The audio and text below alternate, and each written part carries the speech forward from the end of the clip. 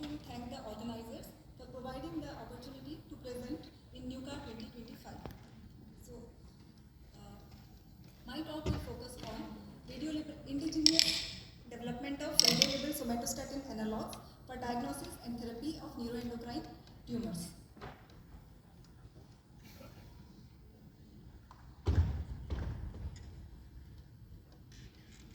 To begin with, I will start by sharing some cancer statistics of India.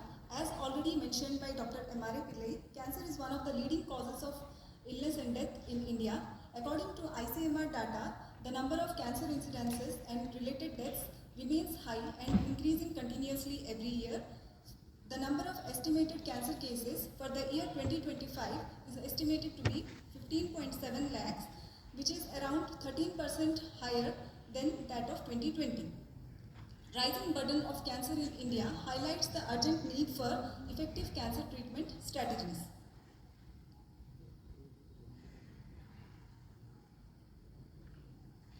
As cancer is a complex disease, different cancer management modalities including surgery, chemotherapy, external beam radiation therapy, immunotherapy and radiopharmaceuticals are employed either individually or in combinations to effectively manage the disease. Though surgery and chemotherapy are the first line of treatment for most of the cancers, but the role of radiopharmaceuticals in the effective management of cancer is expanding rapidly. This is the basic design of a radiopharmaceutical. It consists of a targeting molecule, a linker, a radioisotope. The linker connects the radioisotope and the targeting molecule, and the targeting molecule is designed to specifically bind the target protein overexpressed on the cancer cells. Thus, it acts as a guiding vehicle to precisely deliver the radionuclei to the cancer sites. Now, looking into the advantage of radiopharmaceuticals, radiopharmaceutical offers a targeted approach of treatment and precisely targets the cancer cells as well as the metastatic sites. It exhibits fewer side effects on healthy non-targeted cells. Radiopharmaceuticals also play an important role in diagnostic imaging. It enables functional imaging of organs and tissues and enables early detection of disease through non-invasive imaging techniques. Thus, it enables timely intervention of the disease for better patient outcome.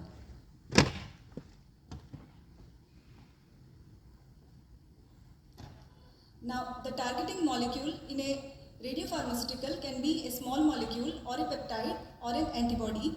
Peptide falls between the small molecule and antibodies in terms of size and combines the strengths of both. It has high target affinity and specificity and exhibits high tumor penetration and favorable pharmacokinetics.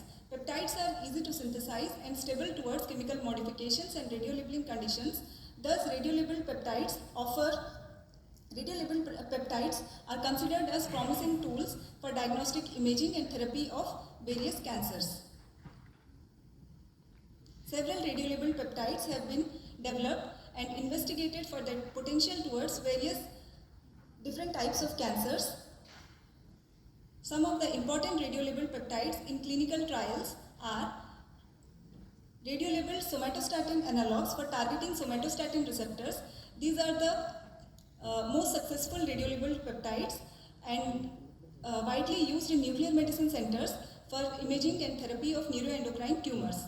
Next, radiolabeled PSMA derivatives for imaging and therapy of prostate cancers. Then radiolabeled bombesin analogs for targeting gastrin-releasing peptide receptors overexpressed in various cancers including prostate and breast cancer. Then radiolabeled RGD peptides for targeting cancer angiogenesis and radiolabeled peptides for chemokine receptor targeting overexpressed in various cancers such as glioblastoma and multiple myeloma. Most of these radiolabeled peptides are available commercially. Then why in-house synthesis is needed? The availability of these peptides may sometimes be restricted by patents or limitation in the number of suppliers. So this leads to disruption in the supply of the radiopharmaceutical, continuous supply of the radiopharmaceutical. So in that case, in-house synthesis will reduce the dependency on imports and will ensure reliable and uninterrupted supply of the radiopharmaceutical reduce the cost of the radiopharmaceutical and will facilitate exploring new peptides and will help in translating the promising ones from lab to the clinical settings. Thus, a solid phase peptide synthesis facility was set up at Radiopharmaceuticals Division. Here, the peptides are synthesized manually by solid phase peptide synthesis method, then purified by semi-preparative HPLC and lyophilized to obtain the final product in the dry powder form. Now, before going into the details of Radiolabeled in-house development of Radiolabeled somatostatin analogs, let us have a quick look at what are neuroendocrine tumors and the role of somatostatin analogs in their management. Neuroendocrine tumors are a type of cancer that arise from neuroendocrine cells and most commonly occur in gastrointestinal tract, pancreas and lungs. An important feature of neuroendocrine tumors is overexpression of somatostatin receptors. It has 5 subtypes, among which somatostatin receptor 2 is the most commonly occurs in most of the neuroendocrine tumors. Somatostatin, a naturally occurring peptide hormone, binds to these receptors and exerts inhibitory effects on hormone secretion and cell proliferation. However, it has a short half-life in the body due to rapid enzymatic degradation. Thus, it is not suitable for clinical applications. Octreotide, an octapeptide analog of somatostatin, was developed, maintaining the cyclic form and the 4 key amino acids responsible for receptor binding, which are shown in the yellow color, while L-tryptophan is replaced with the D-tryptophan. The incorporation of the amino acids resulted in longer half-life and higher metabolic stability, thus making it suitable for clinical applications. Different derivatives of octreotide were then prepared by modifying its amino acid sequence. By replacing phenylalanine at the 3rd position with tyrosine resulted in TOC. Then similarly, by replacing phenylalanine at 3rd position and threonenol at the 8th position with tyrosine and threonine respectively yielded TATE, and by introducing naphthylalanine at the 3rd position resulted in NON. These derivatives were then conjugated with different bifunctional chelators for enabling radiolabeling with suitable diagnostic or therapeutic radioisotope. List of different radiolabeled somatostatin analogs which are routinely used in nuclear medicine centers are summarized in the table.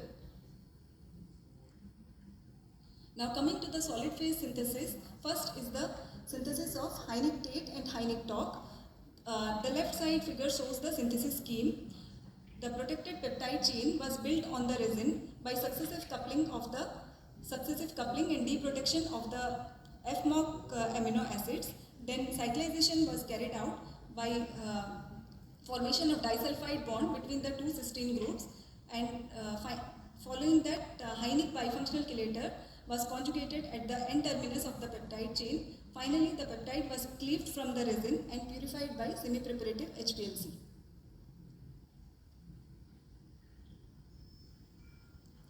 The in-house synthesized peptides were characterized by mass spectrometry. The mass spectrometric data and equivalent HPLC retention profiles of in-house synthesized Heineck Tate and Heineck TOC with the corresponding commercial peptides confirmed the identity and purity of the in-house synthesized peptides. Then freeze-dried kits of Heineck Tate and Heineck TOC were developed for convenient formulation of corresponding 99M technetium radiopharmaceutical in the hospital radiopharmacy. These kits were then subjected to various quality control evaluations, including tests for radiolabeling yield, radiochemical purity, sterility, apyrogenicity and stability. The radio HPLC chromatogram of 99M technetium Heineck Tate and Heineck TOC prepared using the in-house synthesized peptides matched with the radio HPLC chromatogram of corresponding 99M technetium labeled peptide prepared using the commercial one. These kits were then sent to AIIMS Delhi for preliminary clinical evaluation studies. The whole body scintigraphic scan of patient with neuroendocrine tumor shows that in-house developed 99M technetium Heineck TOC could clearly identify the primary as well as metastatic lesions with good accuracy and specificity. Now similarly, dotatate was also synthesized following the same approach. Here dota was conjugated at the end terminus of the peptide chain before cleavage. Then the in-house synthesized dotatate was characterized by mass spectrometry. The UV HPLC chromatogram was compared with the commercial one. The equivalent profiles confirms the identity and purity of the in-house synthesized dotatate. A freeze-dried kit formulation of dotatate was developed for convenient formulation of patient dose of 177 lutetium dotatate. The kit formulation was based on the optimized radiolabeling parameters under the wet conditions for the preparation of 200 millicurie of 177 lutetium dotatate with greater than 98% radiochemical yield and purity. These kits were subjected to stringent quality control evaluations to ensure the compliance with clinical standards. Preliminary clinical evaluation studies were carried out in patients with neuroendocrine tumors, and the kit formulated 177 lutetium dotatate exhibited high uptake in both primary as well as metastatic lesions. So to conclude, the in-house synthesized peptide-based radiopharmaceuticals demonstrated equivalence in terms of purity, stability and efficacy.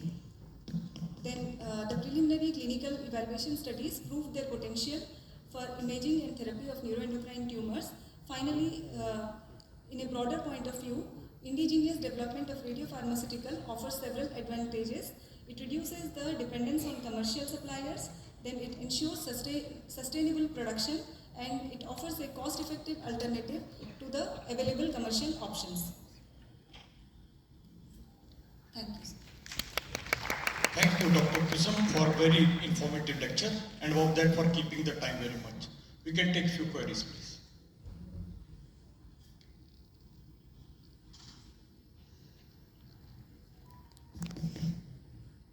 I just wanted to understand that, the previous speaker, he was talking about that PET scanning.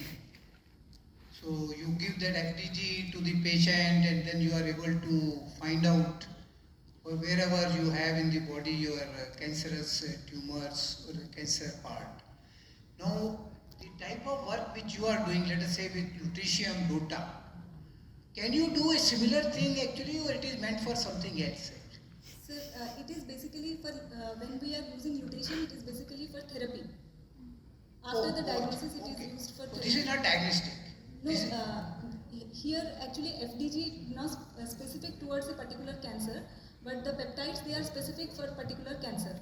So if if we can identify which so these are all therapeutic. These are all therapeutic. No sir, here I have used technetium for diagnosis and lutetium for therapy. Just a small query, if I understood correctly, you have developed a peptide, labeled it. Had it reached the clinical trials, or is it still on your lab scale only? No sir, it is in the clinical trials. Actually these are all basically well established peptides, but we are preparing the in-house version of these peptides, and we have already demonstrated the clinical performance of with the in-house developed peptides. Can I add a clarification to Dr. Manchanda's question? Yeah, please. FDG is a tracer, a non-specific tracer, which is used for almost all cancers. But there are a lot of slow-growing cancers. That is like the neuroendocrine tumor, what he had said. The prostate cancer, for example. These are cancers which are very slow-growing. They need only very little amount of FDG. Glucose, they will take it up. So there are a lot of alternate radiopharmaceuticals. Like the same molecule what she had talked about it can be labeled with fluorine-18 or gallium-68. In fact, it is labeled with the gallium-68, and then we first do the imaging. Then find that okay, there is a lot of uptake of this peptide in the receptors. Then we will make a lutetium radiopharmaceutical and inject it as a therapeutic agent. And as you know, the cancer is not a single disease; it's a group of 200 diseases. So that's a clarification for that. Thank you, sir. Thank you, Kusum. Now it's my pleasure duty to present a small moment on behalf of organizers.